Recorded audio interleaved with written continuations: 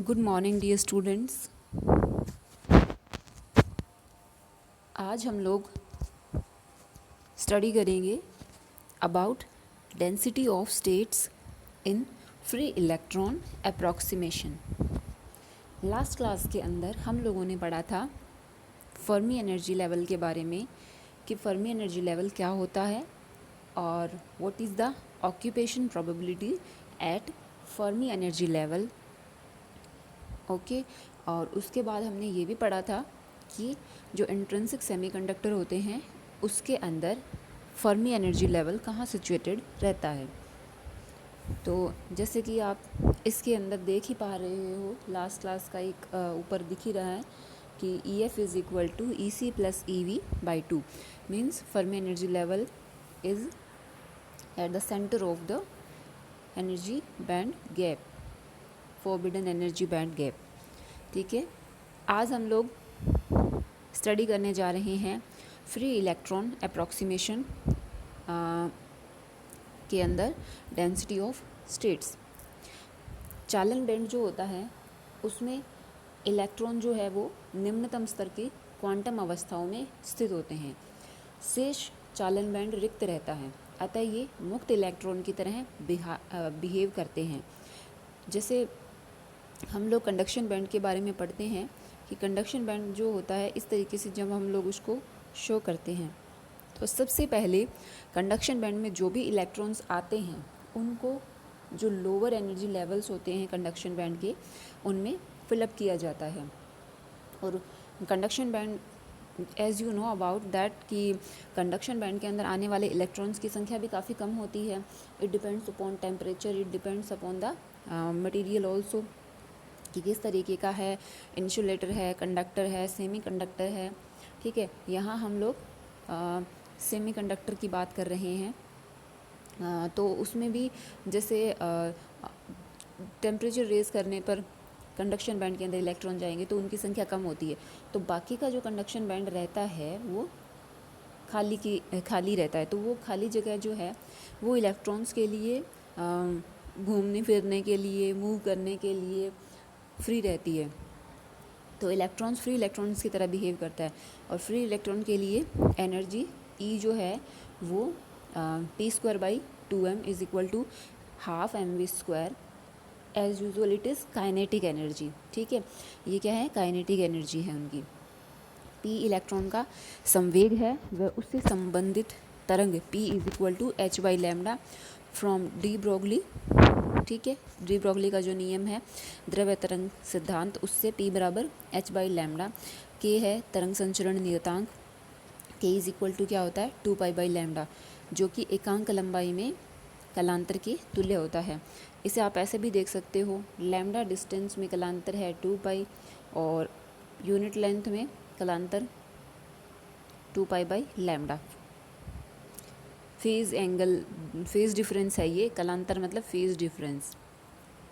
ठीक है, तो इस तरीके से k इज़ इक्वल टू 2π/λ है और k बराबर लैम्डा का अगर आप मान रख दें तो लैम्डा क्या होता है h/p होता है ना।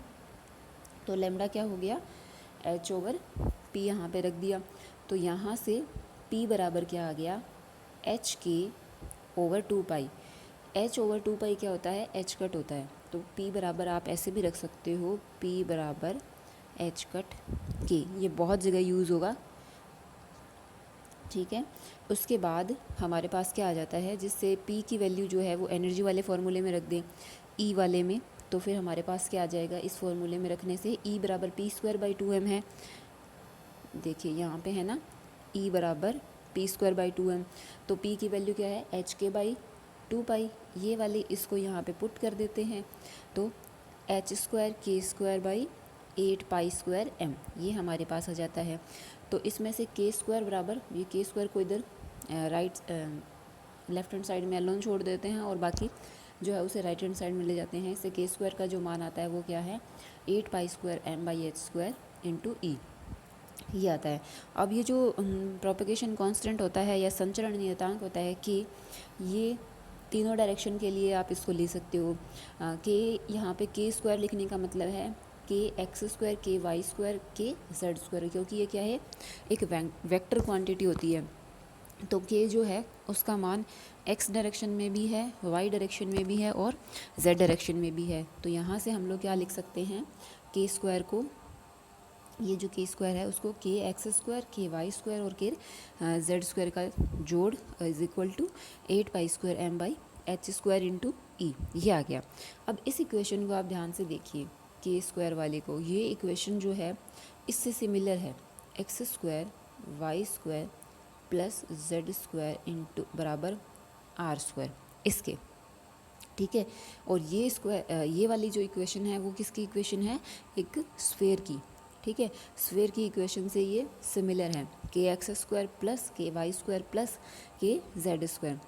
तो इस तरीके से हम ये कह सकते हैं कि अगर के स्पेस के अंदर ये ई जो है उसको हम लोग कांस्टेंट ले लें, एनर्जी जो है वो वेरी नहीं करे, क्योंकि हमें अगर स्फेयर की इक्वेशन से इसको कंपेयर करना है तो स्फेयर की इक्वेशन में आर रहता है बराबर आर स्क्वायर, तो आर क्या है, एक कांस्टेंट रहता है, रेडियस रहती है। तो अगर हम लोग यहाँ पे ई को एज ए कांस्टेंट या कांस्टेंट वैल्यू ले लें तो के स्पेस के अंदर ये एक गोले के समीकरण के समान है, जिसकी रेडियस क्या हो जाएगी, 8 पाई स्क्वायर m/e/h² की पावर हाफ, क्योंकि आर स्क्वायर रहता है ना, तो आर स्क्वायर बराबर हमारे पास यहाँ पे क्या है, 8 पाई स्क्वायर m/e/h²। तो आर बराबर क्या आ जाएगा, इसका रूट, ठीक है। तो इस तरीके से ये केस मस्टी में या केस स्पेस के अंदर एक स्फेयर का इक्वेशन है नियत ऊर्जा के लिए, जिसकी त्रिज्या क्या है, 8 पाई स्क्वायर m/e/h² की पावर हाफ। अतः केस मस्टी में नियत ऊर्जा के संगत फर्मी पृष्ठ कहलाते हैं। अतः मुक्त इलेक्ट्रॉनों के लिए फर्मी पृष्ठ जो है वो इस रेडियस का गोला होगा, ठीक है। ये कहना चाहता है कि अगर हमने ऊर्जा जो है वो ई नियत ली है तो केस मस्टी के अंदर जो पृष्ठ आएंगे, जो सरफेस आएंगे केस मस्टी में, केस स्पेस में, तो वो सरफेस जो हैं वो क्या कहलाते हैं, फर्मी पृष्ठ कहलाते हैं या फर्मी सरफेस। तो अपने पास जो इक्वेशन आया है उसके अकॉर्डिंग फर्मी स्पेस या फर्मी पृष्ठ जो है, फर्मी सरफेस या फर्मी पृष्ठ जो है वो क्या होंगे, कि उसके अंदर तो क्या है, एक गोला बना हुआ है इस तरीके से, तो उसका जो पूरा सरफेस होगा, है ना, उसका जो पूरा सरफेस होगा वो ही क्या होगा, क्योंकि हमारे पास इक्वेशन से इसी तरीके का सरफेस बन रहा है, एक स्फेयर बन रहा है तो स्फेयर का सरफेस होगा, तो उसका जो सरफेस है वही क्या होगा, फर्मी पृष्ठ कहलाता है। और उस फर्मी पृष्ठ की जो रेडियस है वो क्या कहलाएगी, वो कितनी होती है, 8 पाई स्क्वायर m/e/h² की पावर हाफ, ठीक है। ये होगी उस फर्मी पृष्ठ की नियत ऊर्जा के लिए। नियत ऊर्जा तो मीन्स कोई भी चीज़ वेरी नहीं करेगी, तो आर भी फिक्स है, तो ये आर फिक्स होने से एक स्फीयर बन जाएगा पर्टिकुलर, बिल्कुल भी कुछ भी वेरी नहीं कर रहा है उसके अंदर। अब हम लोग बात करते हैं, ये इसे थोड़ा अलग लेके चलते हैं कि LX LY और LZ, LX LY और LZ भुजाओं तथा आयतन V अगर भुजा जो है, भुजा LX, अगर मान लीजिए भुजा LX LY और LZ हैं तो फिर आयतन क्या हो जाएगा, V LX LY LZ, क्योंकि क्यूब का आयतन यही होता है ना, XYZ भुजाओं का गुणा। तो इस आयतन के आयताकार षटफलक पर विचार करें तो सीमा बंधनों के कारण वे तरंगदैर्ध्य जो एक इलेक्ट्रॉन प्राप्त कर सकता है निम्न होगी, क्योंकि जैसे उसकी डायमेंशन क्या है, LX, ठीक है, LY और साथ में LZ, ये उसकी डायमेंशन है, ठीक है। तो ये कहता है कि कोई इलेक्ट्रॉन जो है, अगर मान लीजिए इस समांतर षटफलक के अंदर मूव करता है तो क्या होगा, इस समांतर षटफलक में मूव करता है तो वो x डायरेक्शन में जो उसका वेवलेंथ हो सकता है मैक्सिमम जो है, तो वो क्या हो सकता है, LX हो सकता है, ठीक है। उसके बाद तो क्या होगा, LX से कम ही हो सकता है, जैसे या तो LX जो है इसमें पूरा इस तरीके से एक हाफ, जैसे एक तरंगदैर्ध्य जो है वो इस तरीके से चले या इस तरीके से, पर वो डिस्टेंस जो है वो हमेशा कितनी मेंटेन रहेगी, LX ही मेंटेन रहेगी, उससे ज़्यादा नहीं हो सकती वो, क्योंकि उससे बाहर तो वो निकल नहीं सकता है, ठीक है। तो आप उसको किस तरीके से डिफाइन कर सकते हो। जैसे तरंग दैर्ध्य में जो पूर्णांक हैं वो कितने हैं, जैसे आप इसमें आप देखिए, मैं बताती हूँ आपको कि बाउंड्री कंडीशंस अप्लाई करने के बाद क्या होगा कि एक इलेक्ट्रॉन जो है किन तरंग दैर्ध्य को प्राप्त कर सकता है। तो lambda is equal to L x by n one, lambda is equal to L y by n two, और जेड डायरेक्शन में lambda is equal to L z by n three. ठीक है, इस तरीके से। तो क्या होता है कि जैसे n1 है, कोई पूर्णांक है n1 n2 n3, तो n1 बराबर 1 है, तो 1 का मतलब lambda is equal to L x, तो ये है ना। और दूसरा n1 बराबर अगर आप 2 रखते हो तो lambda is equal to L x by 2। ठीक है, तो इस तरीके से 2 हिस्सों में इस तरीके से ये चलता है। लेकिन मैक्सिमम तो क्या हो सकता है, lambda is equal to L x, n1 बराबर 1, इस तरीके से हो सकता है ये। तो इन कंडीशंस को अप्लाई करने पर ये लैम्डा हमारे पास आ जाता है। n1 n2 n3 पूर्णांक है, तो kx बराबर क्या होता है, kx बराबर होता है 2 पाई बाई लैम्डा। तो लैम्डा का आप मान रख देना एल एक्स बाई m1। इसी तरीके से ky बराबर 2 पाई n2 बाई एल वाई, यहाँ पे भी हमने लैम्डा का मान रख दिया है L y by n two, और के जेड के अंदर भी L three by n three. इस तरीके से के एक्स के वाई के जेड के मान जो हैं वो n1 n2 और n3 पूर्णांकों के रूप में आ गए हैं। ये n1 n2 और n3 जो है इनके मान में इकाई वृद्धि करने पर के एक्स के वाई के जेड के मान में डेल्टा के एक्स डेल के वाई और डेल के जेड की वृद्धि हो तो क्या होगा। जैसे इसका मतलब ये है कि आप जैसे पर्टिकुलर एक जगह की बात करें कि जैसे यहाँ यहाँ यहाँ यहाँ कोई वैल्यू है के एक्स के वाई और के जेड, ये है। अब n1 के मान में इकाई वृद्धि मतलब इनके मान में भी स्मॉलर वेरी करेंगे ये, इस तरीके से। तो ये वाला जो रहता है ना, इस तरीके से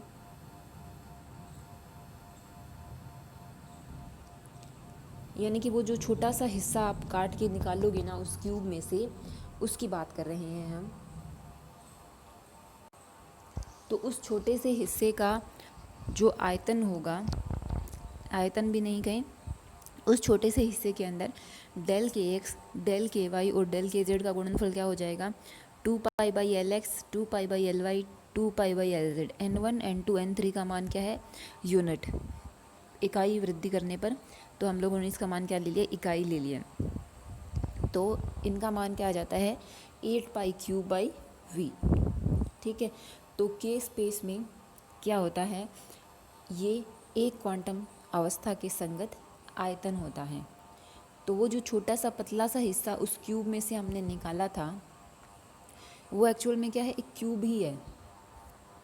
ठीक है, जैसे आप इमेजिन कीजिए कि कोई बॉक्स है, रेक्टेंगल बॉक्स है, उसके अंदर फिर से एक रेक्टेंगल बॉक्स है, और सारे अंत तक क्या है, उसको रेक्टेंगल बॉक्स से छोटा, उससे छोटा, इससे छोटा, जैसे आप लोगों ने कई बार देखा होगा मूवीज़ वगैरह में इस तरह की चीज़ें।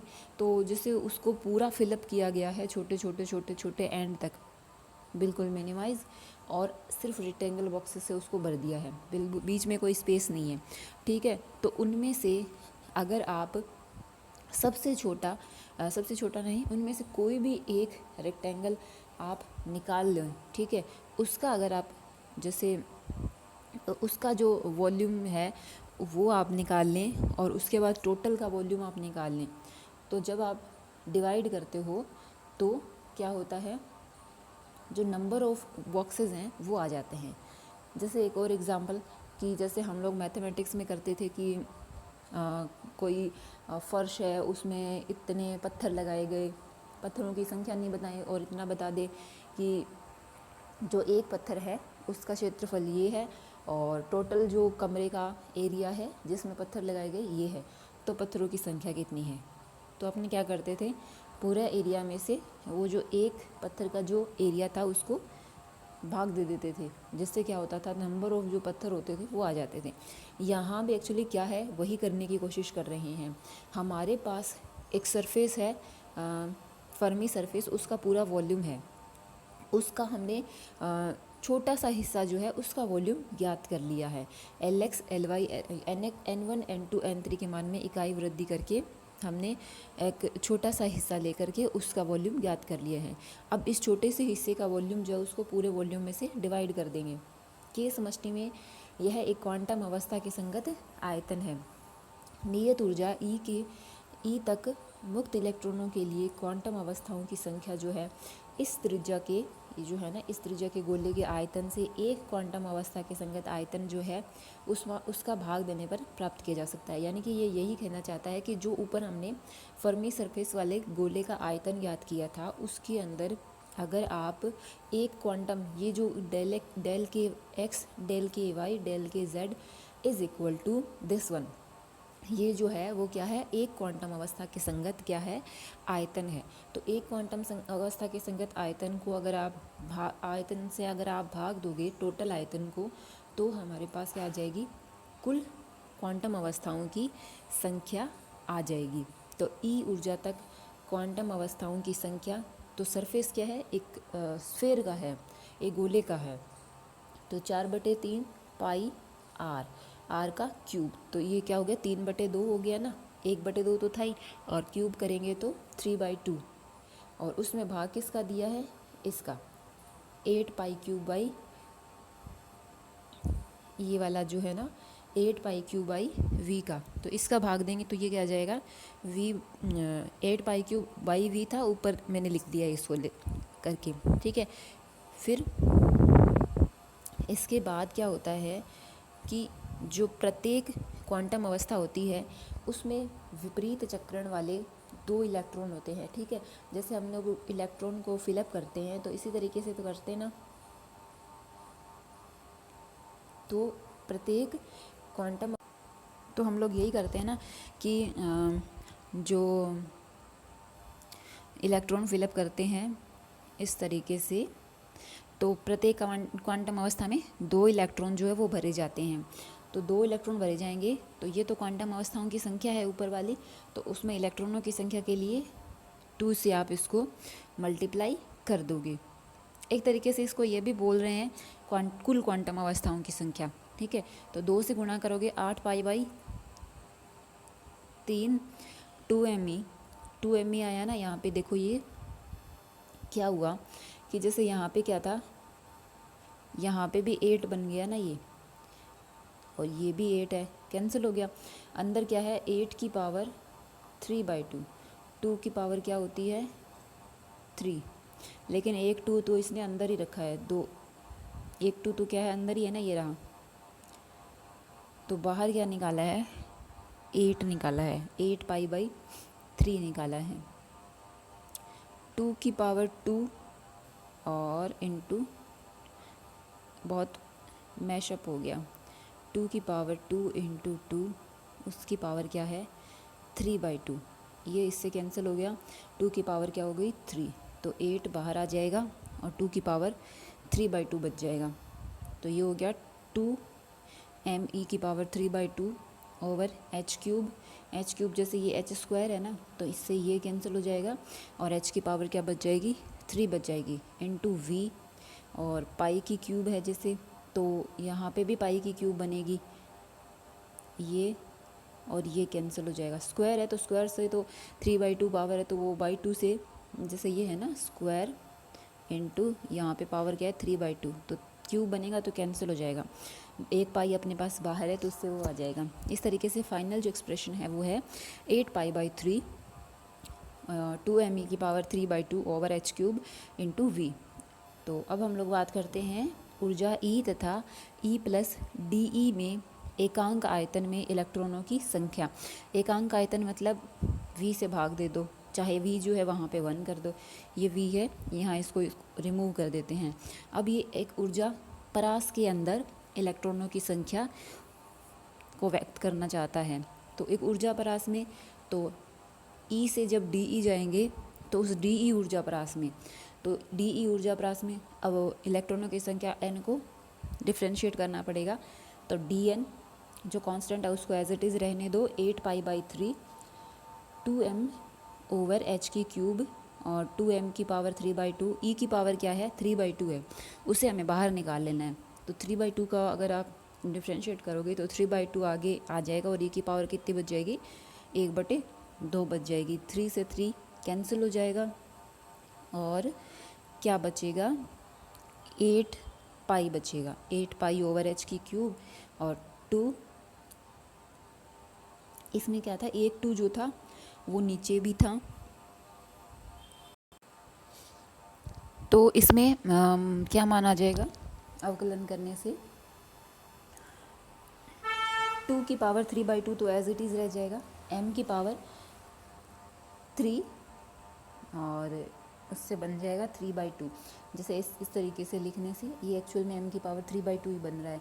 यहाँ पे 2 की पावर 1/2 बन रही है, 2 जो है हमने बाहर निकाला है क्योंकि क्या था ये इधर 3 से 3 कैंसिल हो रहा है, यहाँ 2 से ये क्या बनेगा 4 बनेगा।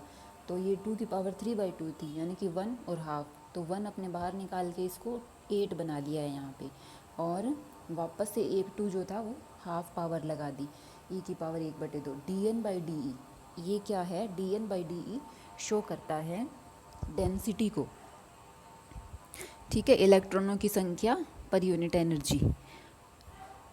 तो ये क्या है डेंसिटी ऑफ स्टेट कहलाती है और इसे हम लोग SE से निरूपित करते हैं, ठीक है। तो आज की क्लास में हमने क्या पढ़ा, आज हमने पढ़ा फ्री इलेक्ट्रॉन अप्रॉक्सीमेशन के बारे में, जो फ्री इलेक्ट्रॉन्स रहते हैं कंडक्शन बैंड के लोअर लेवल पे उनके बारे में, ठीक है। तो क्या होता है के स्पेस के अंदर एक वो स्फीयर बन जाता है जिसका सरफेस क्या है फर्मी सरफेस होता है। हमें क्या निकालना है क्वांटम अवस्थाओं की संख्या चालन बैंड के अंदर जिसमें इलेक्ट्रॉन भरे जा रहे हैं। तो क्या करेंगे के स्पेस के अंदर हम लोग किसी एक क्वांटम अवस्था के संगत आयतन ज्ञात कर लेते हैं और जो टोटल आयतन है जो कि सरफेस का है स्फीयर का है 4/3πr³ उसमें उसको एक क्वांटम अवस्था के संगत जो आयतन रहता है उससे डिवाइड कर देते हैं, जिससे हमारे पास क्या होता है क्वांटम अवस्थाओं की संख्या आ जाती है, ठीक है। आज की क्लास में हम लोग इतना ही पढ़ेंगे।